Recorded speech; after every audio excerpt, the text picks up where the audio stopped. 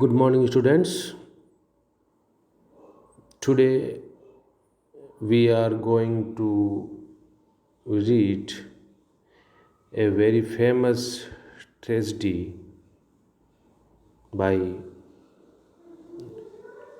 William Shakespeare. The name of tragedy is Macbeth. Here we are going to read summary of the drama. The play begins with the brief appearance of a trio of witches and then moves to a military camp where the Scottish King Duncan hears the news that his generals Macbeth and Banquo have defeated two separate invading armies, one from Ireland led by the rebel MacDonald and one from Norway. Following their pitched battle with these enemy forces, Macbeth and Banquo encounter the witches as they cross a moor. The witches prophesy that Macbeth will be made Thane, a rank of Scottish nobility of Cawdor, and eventually King of Scotland. They also prophesy that Macbeth's companion Banquo will beget a line of Scottish kings, although Banquo will never be king himself. The witches vanish, and Macbeth and Banquo treat their prophecies skeptically until some of King Duncan's men come to thank the two generals for their victories in battle and to tell Macbeth that he has indeed been named Thane of Cawdor. The previous Thane betrayed Scotland by fighting for the Norwegian, and Duncan has condemned him to death. Macbeth is intrigued by the possibility that the remainder of the witch's prophecy that he will be crowned king might be true, but he is uncertain what to expect. He visits with King Duncan and they plan to dine together at Inverness, Macbeth's castle, that night. Macbeth rides ahead to his wife, Lady Macbeth, telling her all that has happened. Lady Macbeth suffers none of her husband's uncertainty. She desires the kingship for him and wants him to murder Duncan in order to obtain it. When Macbeth arrives at Inverness, she overrides all of her husband's objections and persuades him to kill the king that very night. He and Lady Macbeth plan to get Duncan's two chamberlains drunk so they will black out. The next morning they will blame the murder on the chamberlains, who will be defenseless as they will remember nothing. While Duncan is asleep, Macbeth stabs him despite his doubts and a number of supernatural portents, including a vision of a bloody dagger. When Duncan's death is discovered the next morning, Macbeth kills the Chamberlain ostensibly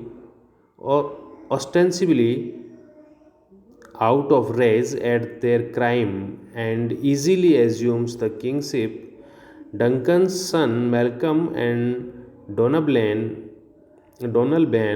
flee to England and Ireland respectively, fearing that whoever killed Duncan desires their demise as well. Fearful of the witch's prophecy that Banquo's heirs will seize the throne, Macbeth hires a group of murderers to kill Banquo and his son Fleance. They ambush Banquo on his way to a royal feast, but they fail to kill Fleance, who escapes into the night. Macbeth becomes furious. As long as Fleance is alive, he fears that his power remains insecure. At the feast that night, Banquo's ghost visits Macbeth.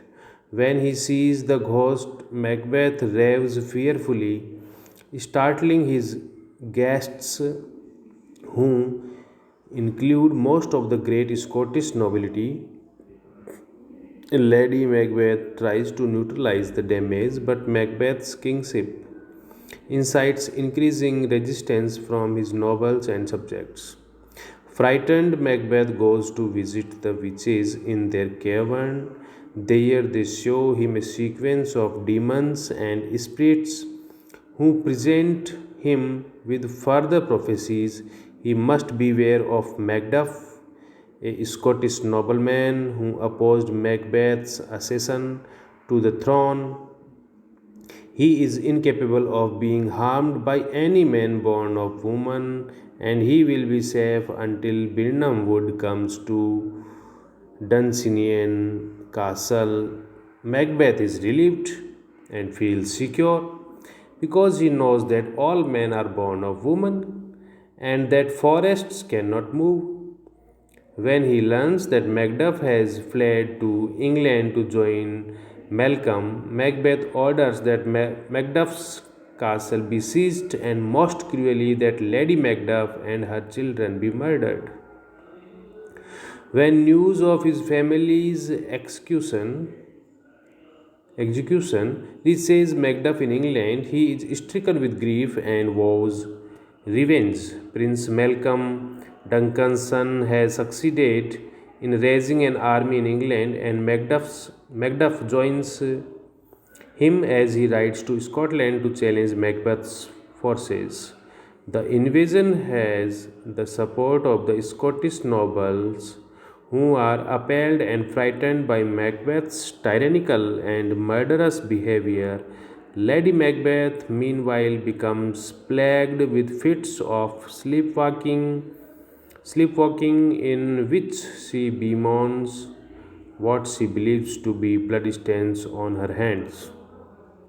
Before Macbeth's opponents arrive, Macbeth receives news that she has killed herself, causing him to sink into a deep and pessimistic despair.